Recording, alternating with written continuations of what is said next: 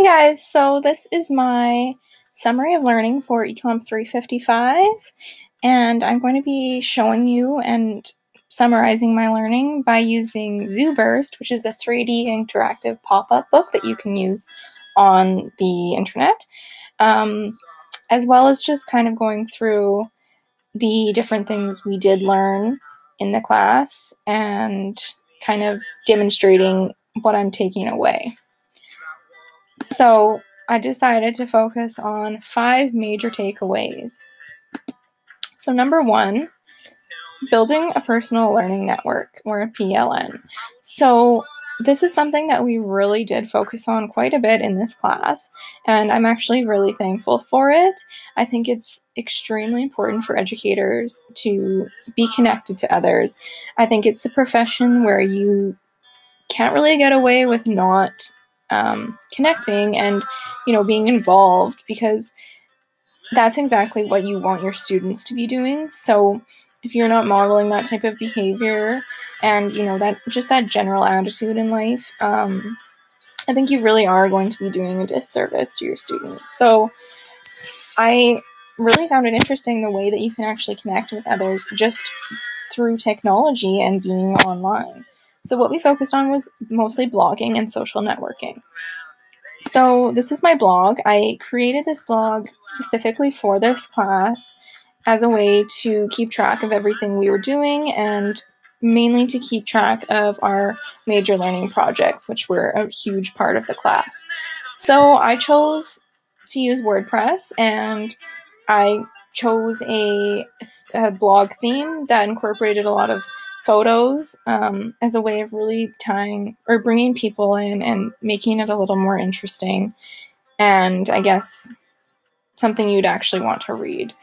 So I do have quite a few posts that I did do, and I can show you here. Here are my pages. So I have an All About Me, which has my philosophy of education, a teacher profile, and just really an outline of who I am. I have my ECMP355 section with my major learning project, which was Vegetarian Cooking Challenge, which turned out really well and was very enjoyable. And I also have a pre-internship experience page here with previous lesson plans and just kind of an overview of some previous work I've done. I also have my Twitter widget on here as a way of, maybe getting people to follow me on Twitter as well. And then I did create an About Me page. So that's my blog, and it's actually a really great way of connecting with others. I have quite a few people who have started following my blog, and actually people I've never even heard of who have been commenting on my posts, which is great. This is my Twitter. I created this also for the class. I did have a Twitter account, but I never used it, so this is something that I had to get used to while being in this class. Something I'm going to struggle with is keeping up with it, because I'm not quite used to being on Twitter all of the time, but I do think I have tried, and I have 63 tweets here, so I'm just going to have to try and keep going with it, and try and keep sharing resources and finding resources and, connecting and really building that personal learning network. What I found awesome about Twitter was the chats. Sask Ed Chat was amazing. It was really a great way to learn and connect with other teachers that you might not have really known about otherwise, which is, I think, is fantastic and really shows what we're learning here, which is, connecting with others via technology. So my next big takeaway was basically Google it. So Google has an amazing opportunity for learning, and there are tons of options that go along with Google. It's not just the search engine anymore. So what I'll show you first is Google+. We were using this for the class, but I wanted to show you just an idea of what a Google Plus community really is.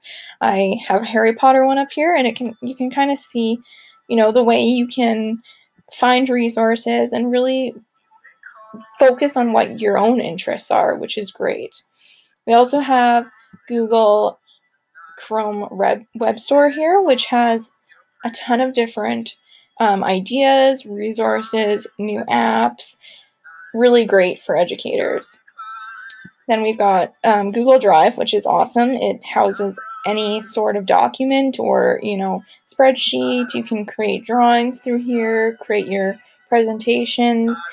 It's a good way and you can also share with others. So this is something you could do with your students in the future, and you could create a drive as a class. And then there's Google Classroom, which is quite new. I think it's going to be very significant going forward as a piece of technology in education. It's going to be really easy to create classes and really connect with your students in a way that we haven't really been able to before. So for number 3, we've got tech tools. So really, there are so many options out there for technology that you can use in the classroom, and I think it's really important that educators keep up with it, or at least have a general idea of what is out there.